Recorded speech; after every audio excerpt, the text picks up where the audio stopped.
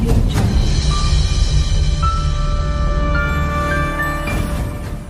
Scene pun berpindah di sebuah pulau surga. Terlihat Su Haoran sedang menghubungi rekannya. Bagaimana? Apakah semuanya sudah berada di posisi? Si Zhao pun menjawab, sudah berada di posisi bos.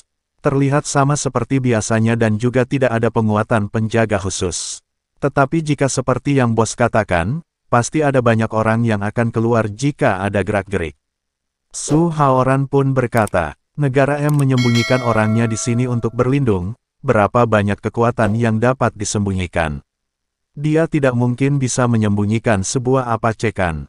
Kita sedang menyelamatkan orang, bukan sedang merebut markas. Lebih mudah jika aku sendirian saja. Yang dimaksud Apache itu adalah sebuah helikopter bersenjata yang terkenal di negara M. Su Haoran berlanjut berkata, ingat, ketika aku keluar, kamu segera mundur setelah membuat sedikit keributan. Sambil mengaktifkan mata langitnya, si Zhao pun menjawab, baik bos, hati-hati. Su Haoran pun berlanjut berjalan sambil berkata, terlihat seperti biasanya, tetapi semua kekuatan pengawasan ada di bawah. Kalau begitu, ini akan menjadi lebih mudah. Ia pun berjalan menuruni tangga untuk pergi menyelamatkan seorang tawanan di bawah. Ia pun berkata di dalam hati, Liu Yixi dari kelompok tentara bayaran neraka bisa-bisanya membuat ruangan yang begitu luas di bawah tanah, ini saja sudah 3 lantai di bawah tanah. Jika bukan karena mata langit, aku tidak akan menyangka dia menyembunyikan orangnya di ruang bawah tanah yang terlihat seperti tidak dijaga ini. Ia pun menyiapkan 2 buah jarum peraknya. Ia pun menerobos masuk sambil berkata, betapa sulitnya menjaga di ruang bawah tanah setiap hari, aku datang untuk membebaskan kalian. Tapi, aku tidak meninggalkan nama ketika melakukan hal baik, jadi kalian cukup pergi dengan tenang saja.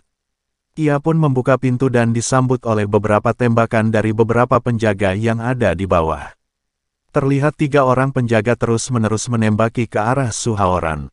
Su Haoran dengan santainya berkata, wah, mereka langsung menembak ya. Liu Yixi begitu pelit, dia pasti akan memukul pantat kalian jika melihat kalian menyia-nyiakan peluru seperti ini. Terlihat beberapa pasukan penjaga terus-menerus menembaki Su Haoran sambil berkata, idiot mana yang berani menerobos turun ke sini untuk cari mati. Mati saja kamu, aku tidak peduli siapapun dirimu. Su Haoran dengan santainya berlindung di belakang pintu dan berkata, aduh, mereka terus menembak. Padahal sudah tahu tidak dapat menembus gerbang besi besar ini, untung saja orang sebodoh ini bukan dari kelompok Beast Huntersku.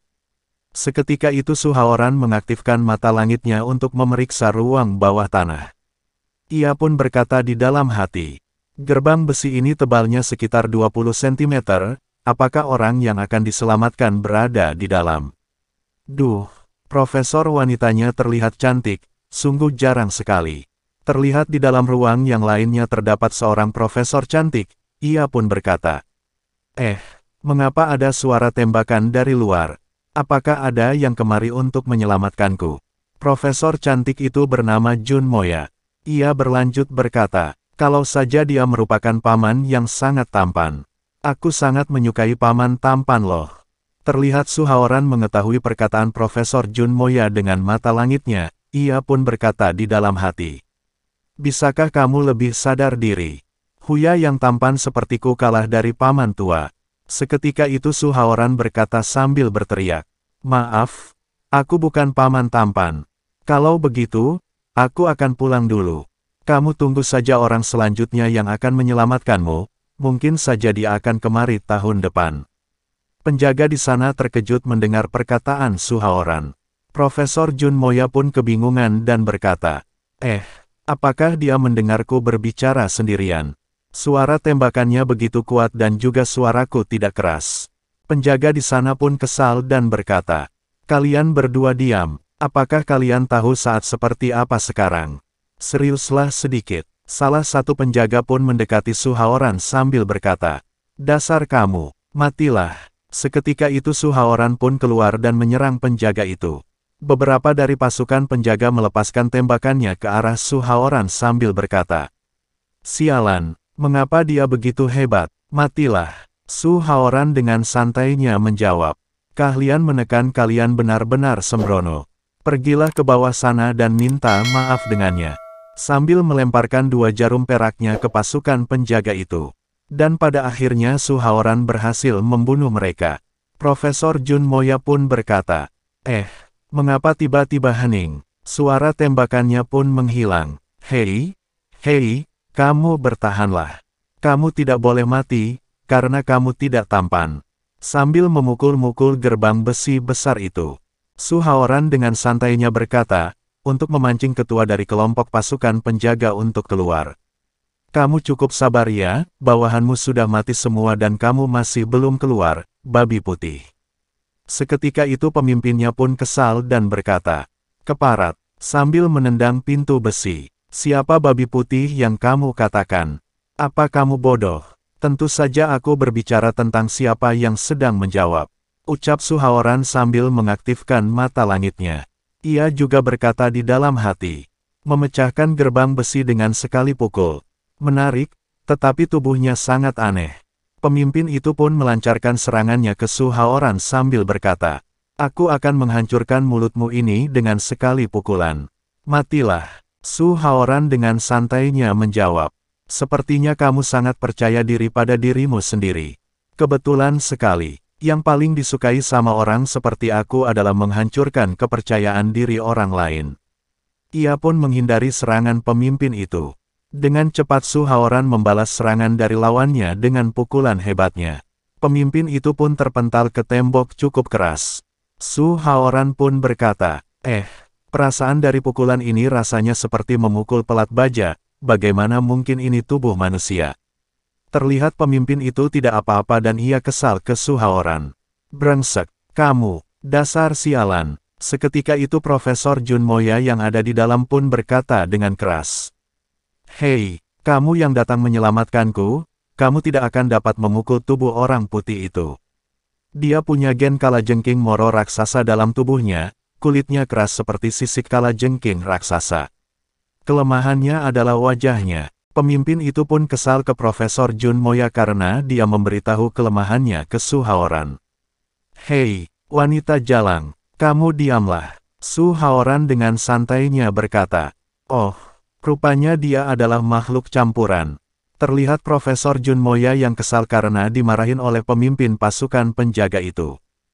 Hei, berani-beraninya kamu memarahiku. Pukul dia dengan kuat, tusuk matanya, dan sobek mulutnya. Ucap dia menyuruh Su Haoran. Pemimpin itu pun melancarkan serangannya ke Su Haoran sambil berkata, kamu diamlah, tunggu aku membunuhnya, aku akan menganiaya kamu si wanita jalang. Terlihat Su Haoran cukup tenang dan berkata, memukul bagian kelemahannya, menghadapi makhluk campuran sepertinya, tidak perlu sama sekali. Ia pun menyiapkan pukulannya untuk melawan pemimpin itu. Aku suka sederhana dan kasar. Ucap Su Haoran sambil beradu tinju dengan pemimpin pasukan penjaga itu. Terlihat Profesor Jun Moya yang di dalam pun ketakutan dan berkata, menakutkan sekali, suara apa ini yang sangat keras.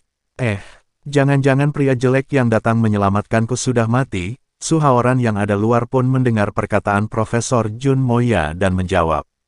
Bagaimana mungkin, aku mati, mundurlah sedikit, aku akan membobol pintu ini, kamu jangan sampai terkena. Profesor Jun Moya pun mundur ke belakang dan berkata, rupanya kamu tidak apa-apa, pintu ini tebalnya 20 cm loh. Seketika itu Su Haoran mendobrak pintu tersebut sampai-sampai membuat Profesor Jun Moya terkejut. Profesor Jun Moya pun terpukau dan berkata, ketebalan pintu ini 20 cm. Jangan-jangan yang menyelamatkanku, bukan manusia. Seketika itu Su Haoran masuk ke dalam dan menjawab, tenang saja, aku adalah manusia asli, tidak perlu menganggapku seperti dewa. Makhluk itu sudah mati, tidak perlu memujiku. Aku hanyalah seorang legenda saja. Profesor Jun Moya pun terkejut melihat penampilan Su Haoran dan berkata, rupanya kamu tidak jelek. Su Haoran pun menjawab, rupanya sia-sia aku berpura-pura. Sudahlah, berhenti omong kosong. Ia pun mengangkat Profesor Jun Moya untuk membawanya keluar. Hei, apa yang kamu lakukan? Turunkan aku bisa berjalan sendiri. Berhentilah memukul pantatku. ucap Profesor Jun Moya. Su Haoran dengan santainya berkata, patuhlah, jika aku membiarkanmu jalan sendiri, mungkin saja kita akan terkena ledakan dan mati sebelum keluar. Profesor Jun Moya pun terkejut dan menjawab, apa, ledakan? Su Haoran pun menjelaskannya ke Profesor Jun Moya. Aku menaruh dinamit di dalam sini, kita sudah bertarung begitu lama, tentunya ada yang sedang menunggu kita di lantai atas, kita pasti tidak bisa keluar jika tidak membuat sedikit keributan. Seketika itu ledakan besar pun terjadi, sampai membuat Profesor Jun Moya terkejut dan ketakutan. Ia pun berkata, ya ampun, cepat lari, sudah meledak dari belakang. Buruan, hei. Aku akan membuangmu jika kamu terus memukulku. Ucap Su Haoran sambil memukul pantat Profesor Jun Moya. Profesor Jun Moya pun berkata, bukankah kamu juga sedang memukul pantatku? Ayo segera lari dari sini. Sin pun berpindah di lobi lantai 1. Terlihat beberapa pasukan penjaga neraka sedang bersiap menunggu kedatangan Su Haoran dan Profesor Jun Moya. Terlihat Si Zhao melemparkan beberapa granat ke pasukan penjaga neraka. Salah satu dari mereka pun terkejut melihat ada granat di belakangnya. Dan alhasil mereka semua terkena ledakan granat yang dilempar oleh Si Zhao.